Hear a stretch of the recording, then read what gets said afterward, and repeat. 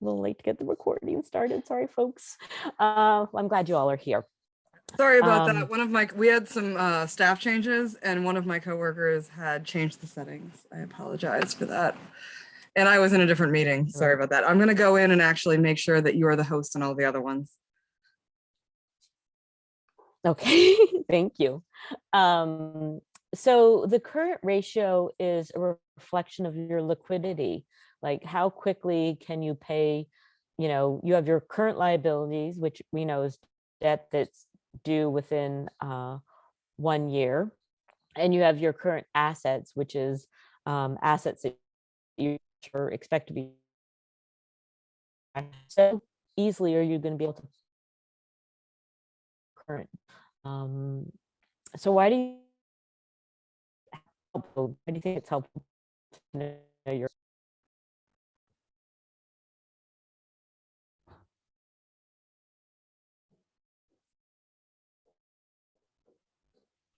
if for some reason you had to pay off a lot of the liabilities at once? Yeah, if you got a lot of liabilities coming up and you don't have a lot of current assets, you got to sort of give yourself a game plan. There's no issue in necessarily having a lot of current liabilities, but you want to make sure the cash is there. So you want to be able to plan. And if you're gonna, if you're in a vulnerable position, what do you need to do to, get yourself out of that vulnerable position? Because you can sort of happen down the line.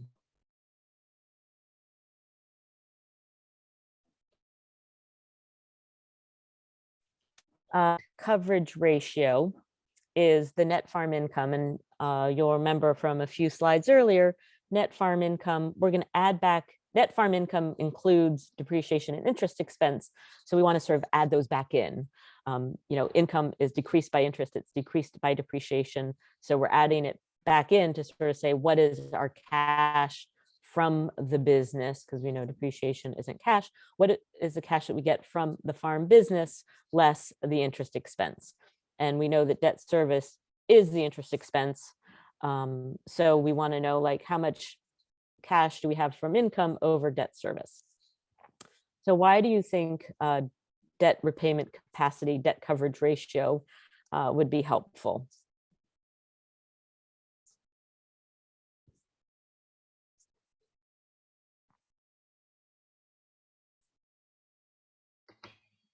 Does it tell you that you've made enough to cover a debt payment? I don't know. Mm-hmm. Yeah, exactly. And this goes back to that earlier example of net income not equaling cash flow. And the business owner that I worked with that had 13,000 in profit, but that wasn't enough to cover their debt service. So you can have a profitable business, but you need enough profits to cover your debt service. So it's not enough to be, profits above zero. It's that profits need to be above zero and debt service. And again, if you're thinking about getting a loan, and the lender looks at your debt service coverage ratio. If you're in a vulnerable position, you're less likely to be able to borrow more money. So if you think about what can you afford, you want to make sure that you can be covering, your operating expenses, your debt service, and still have something left over. So it can be a really helpful planning tool in terms of what you can afford to borrow. And this will come into play also in week 4 when we talk about cash flow budgeting and what break even is. How do you calculate break even? So even if you don't have a balance QuickBooks, you can still look at these ratios, which are relative, which combine numbers and numbers from the income statement. I wanted to share with you one more balance sheet. We've got a few extra minutes. I had one more ratio to share with you all. Sorry, I forgot what I had coming next. Hang on a second. Oops. So the other is financial efficiency. And what is your rate of return on farm assets? So what is what income do you have from your business and what assets do you have? So why do you think it's helpful to know your income relative to the assets that you have? Why do you think that would be helpful? How liquid you are, if you can actually pay for something. Mm-hmm. And, you know, it's like, how many, are you utilizing your assets effectively? I mean, do you have tractors?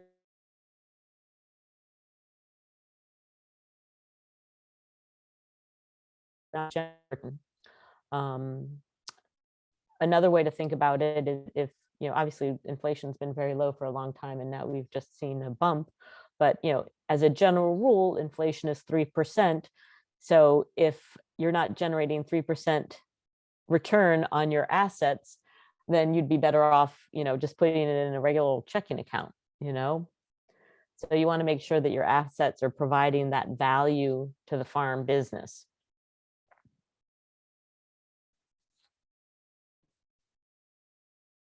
So I know that many of you are sort of just getting started and some of you are, you know, more established. So, you know, some of these ratios are going to be more helpful as you go down the line and sort of start looking at your financial health and plan for growth and, you know, day-to-day cash flow management.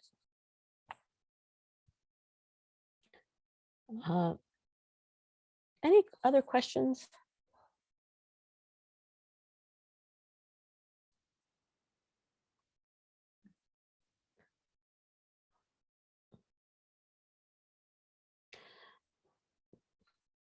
So I'm going to just sort of share another example of a balance sheet. So, you know, here's, you know, we have checking accounts, savings accounts. We can see that, you know, accounts receivable has decreased. So if we want to look at the average accounts receivable, we can see, you know, this is how we might do an average AR. We can see that, you know, the average AR is, you know, the sum of these two numbers divided by 2. That was actually a really convoluted way to do it. We could also just do average of these two numbers, which would give us the same thing. So that's our AR. We can see the net income for the business was 41,028 in 2018. So we can see, you know, 16,000 divided by our net income. So we have our average AR divided by our net income.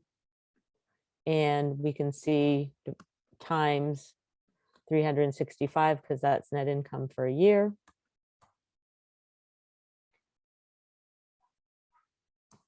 So our days in AR is 142. So this farm, oh, total revenue. Sorry. Oh my God, that's totally wrong. That's net income, not revenue. That's what we have after expenses. So I apologize. But that's essentially how we would do that kind of calculation, is by, you know, looking at the numbers from the income statement and from the balance sheet. We can see cash flow, where the cash is going because they're paying down their debt. We can see changes in CSA, prepayments. We can see investments and changes here. So we can see, you know, even though there's a decrease in our checking account, we can see where the cash went to in terms of investments in assets and paying down debt. See if I have another.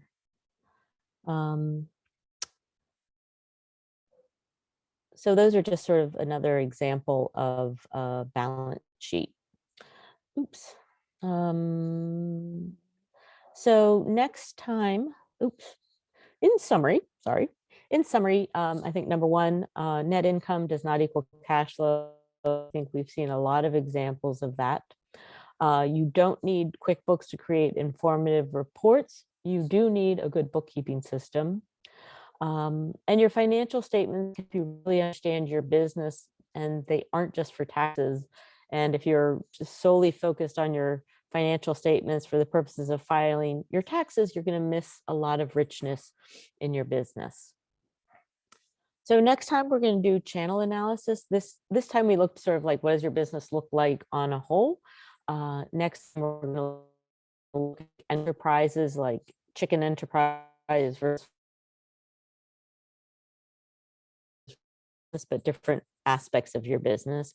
And just wanted to reiterate, I do have office hours. So tomorrow, Thursday the 17th at 2 p.m. Eastern time, I will be sitting in a Zoom room. If you go into Google Drive, into student resources, I have the complete list of office hours as well as the Zoom link. And I believe Amy Rose sent that out as well to folks, the Zoom link. So I know we covered a lot of material today and also last week as well. And it may make sense right now, but like, how does it apply to me and my business? Office hours are a great time to, get that extra clarity and, ask the questions specific to your business that you may be feeling too shy to ask about today. So like I said, feel free to join in tomorrow and get some one-on-one attention at 2 p.m. And otherwise I will see you all next week. So I want to thank I have you a all. question. Yeah, certainly. Sorry. No, go ahead. For like all the assets, going back in time, if you currently don't have a sheet, is it going back through and like figuring out like, okay, well, I have a cooler, I have fencing, I have this. Is it just best to pull up the receipt and say, well, it was $100 of fencing, $100 cooler, or what do you recommend? Or is it just adding, moving forward kind of a thing? Yeah, so for the beginning balance sheet, like if you're just getting set up in QuickBooks, and let me just change the share on my screen. So, for example, if you're just getting set up in QuickBooks and your chart of accounts and you're like, okay, I want to get that new tractor on my balance sheet, I'm going to say, all right, well, it's a new asset and it's tractor that's 15 years old, not 125, 15 years old. So, something you've had for a while. And you can say the opening balance. Well, I'm just sort of getting it on my balance sheet today. I can look what I paid for it, but it's not the same as what I could sell it for. But you could sort of say, you know what, it's probably worth $3,000 or whoops. So you can sort of say $3,000 and just kind of get it there on the balance sheet. You're muted. It looks like you're talking. Yeah, sorry, I That's double okay. muted myself. How far down, like in value should you be going to stuff? Like, should you be putting like your seed trays? And I think the concept is like small scale. Like, should you literally put your seed trays that were like $100 or your cooler that was 100, or where do you draw the line of? So if it's worth $1,000 or more, and will last you a year or more.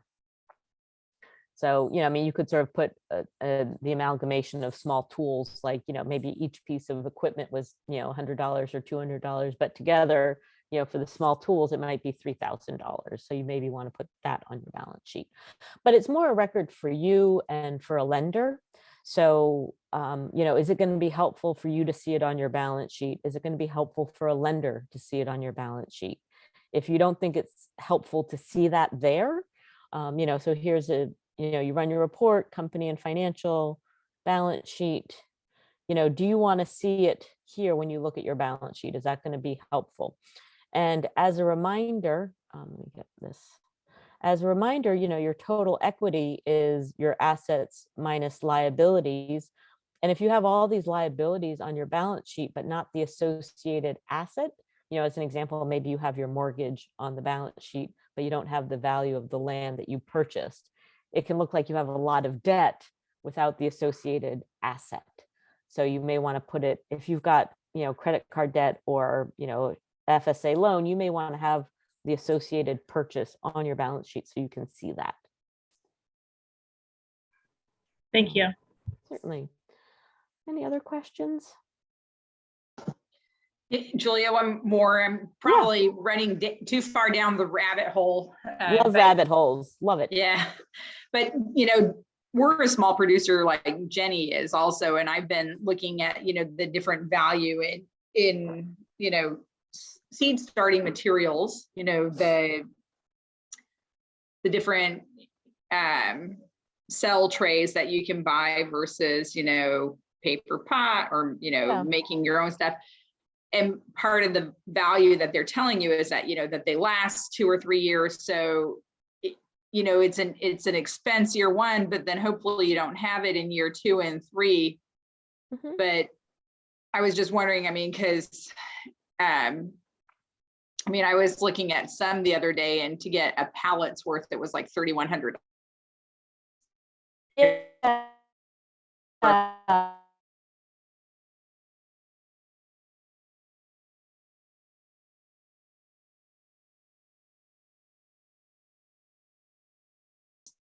Percent. And it's like, if you had the seed trays in here, production supplies, year one, and then year 2, you don't have the seed trays. It's like, wow, what did I do differently in year 2 over year 1? Was I really doing that much better in terms of everything? It's like, no, because I had the one-time expense because I bought the seed trays. It's Okay. not sort of a regular expense. So it kind of throws off these numbers when you have these sort of one-time things that are large, even though they may not be an asset on the balance sheet, but they are an expense. Right. Thanks. Yeah. Any other questions?